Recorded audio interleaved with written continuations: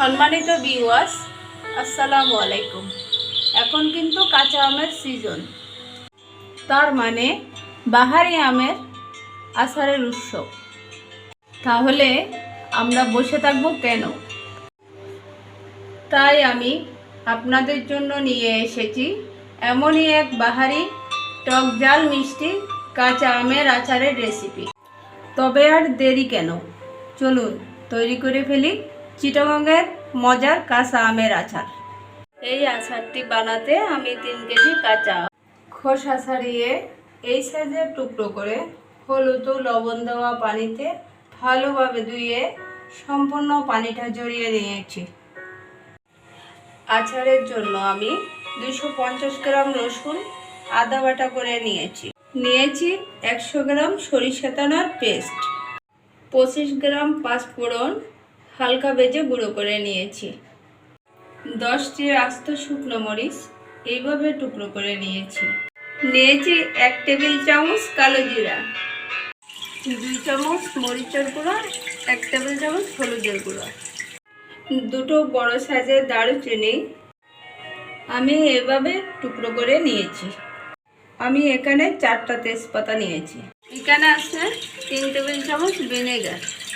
3 KG আমের জন্য এখানে আমি 500 গ্রাম সরিষার তেল নিয়েছি। এখন একটি প্যানে আমি তেল গরম করে নিচ্ছি। এই গরম তেলে আমি তেজপাতা এবং দারুচিনি সামান্য ভেজে নিচ্ছি।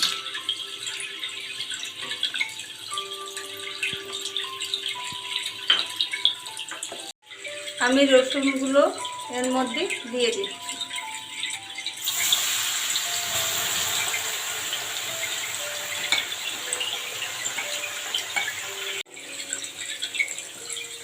এবং বাদামি কালার হওয়া পর্যন্ত আমি একে ভেজে নেব।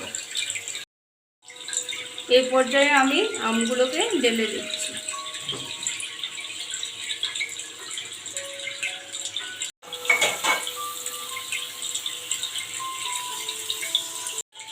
এবং 10 মিনিটের মতো হাই হিটে কষিয়ে রেখেছি।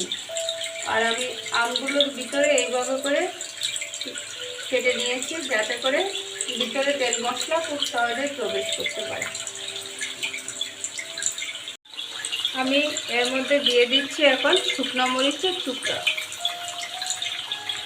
এবং সরিষার পেস্ট।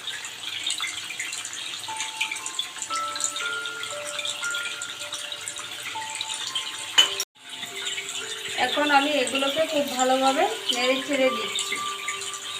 দিয়ে দিচ্ছি হলুদ এবং মরিচের গুঁড়া।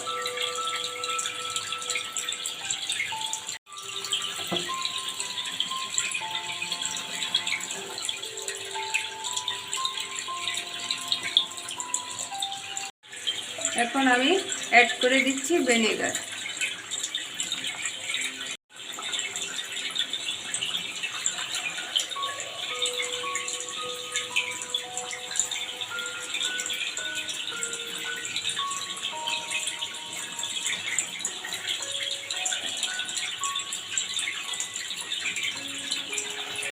এ পর্যায়ে আমি দিয়ে দিচ্ছি আখের গুড়। আখের গুড়গুলো আমি ভেঙে টুকরো টুকরো করে দিচ্ছি। এখন খুব ভালোভাবে অনবরত নাড়তে থাকতে হবে যাতে তলা ধরে না যায়।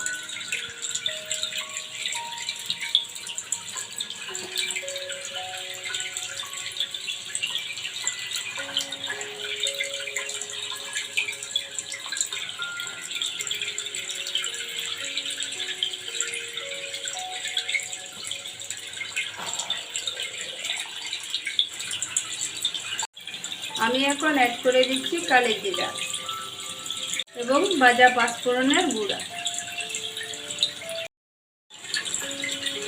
এইভাবে মিডিয়াম আছে এটা 30 মিনিটের মতন কষিয়ে নিতে হবে।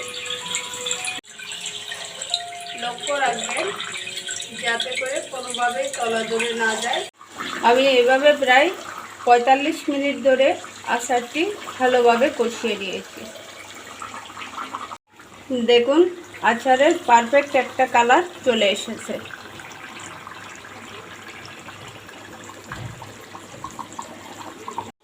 এখন আমি চুলা থেকে আচারটি নামিয়ে ঠান্ডা করে নেব।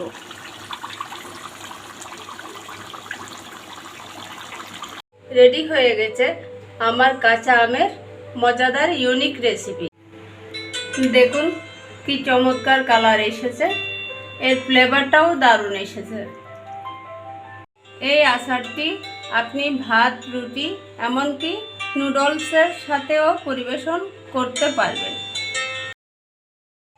একটা কথা না বললেই নয়, অনেকে বলে থাকেন আচার রোদে দেওয়ার দরকার নাই।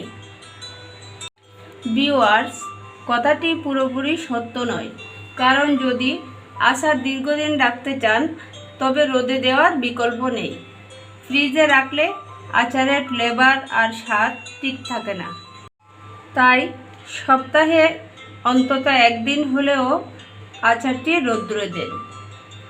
আমার রেসিপি যদি আপনাদের ভালো লেগে থাকে তবে লাইক, কমেন্ট, শেয়ার দিতে ভুলবেন না, আর অবশ্যই সাবস্ক্রাইব করবেন। সুস্থ থাকবেন, ভালো থাকবেন। আল্লাহ হাফেজ।